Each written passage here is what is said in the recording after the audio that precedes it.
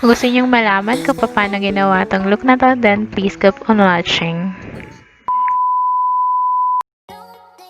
Simulan natin sa ating facial mist from Glam Skin Manila. Then, the Sassy Lady primer. Ayan, ilagay natin sa ating mga nakikitang pores. Ayan, isang Sassy Lady concealer. Ayan, ginawa muna natin yung pag-spot conceal para itago yung mga pimple marks. Ayan, using the blending beauty blender rather. Then, let's use the front row beauty stick as the foundation. On the other side of the beauty stick is the brush. Use it for blending the foundation.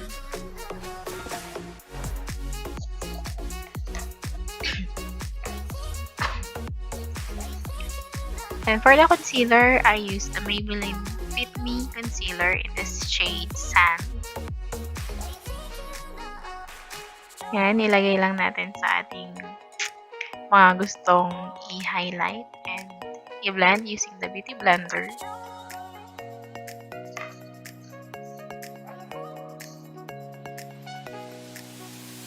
And for baking, I used the Nichido Final Powder. Ayan. And for the rest of the face, ginamit ko ang Maybelline Fit Me Powder Foundation.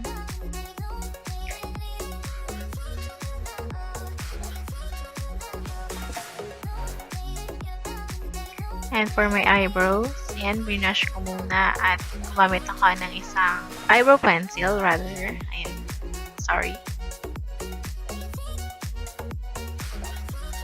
And then, binabrush ko lang siya. Konti lang para wag masyadong lakado.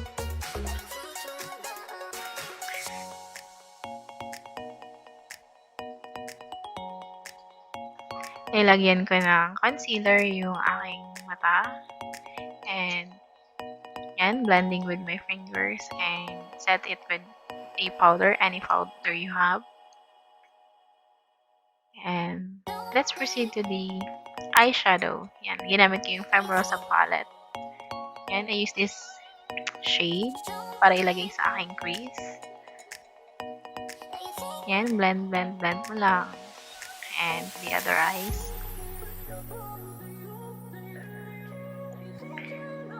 Yan, blend. Next is itong shade na to, inilagay ko sa aking eyelids, all over my eyelids. Yan. And then, sa aking lower eyes. And blend it again. Then, hanap ko ng dark shade, itong shade na to, and nilagay ko sa aking outer crease. Ayan, blending it in. And then, sa aking lower eyelet. Then, I use this shimmer eyeshadow. Ayan, nilagay ko sa aking lips. And then, blending them all together. And I use this Everbelena eyeliner para maglagay ng winged liner. Ayan. Pataas siya best. Ganyan.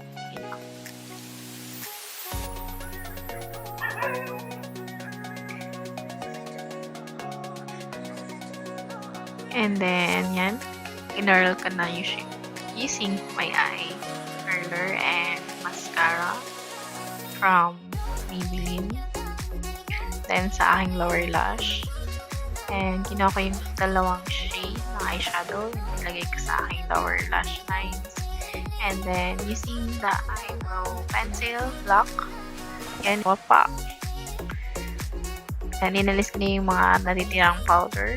And, let's contour using the Squad Cosmetics Contour and Blush Palette.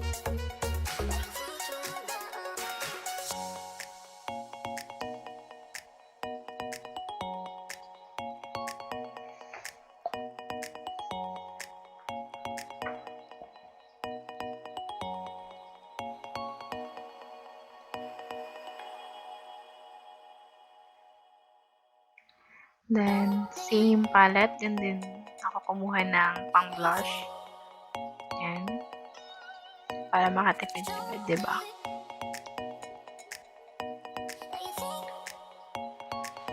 Then, kumuha lang ako ng isang brush para i-contour ang aking nose.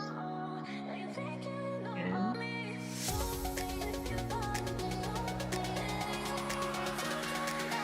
And then, ginamit ko na lang yung kamay ko para maglagay ng highlighter dun sa mga parts ng face natin na gusto natin i-highlight. But if you have a fan brush, you can use it also. Much better. Then, next is sa lips na, maglagay tayo ng lip liner. This is from Avon. Then, lipstick. And, hindi pa rin ako nakantrend. So, gusto ko pa rin maglagay ng another lipstick. Ayan. Isang nude lipstick. And then, sa gitna niyan, lalagyan natin ng medyo red na lipstick ulit. And I put some false lashes para mas maganda tingnan yung ating mga mata. Wait lang. Sige. Hindi ako magaling maglagay ng false lashes eh. And here we go. Ito na yung finished look na nagawa natin. Sana nagustuhan nyo and thank you for watching.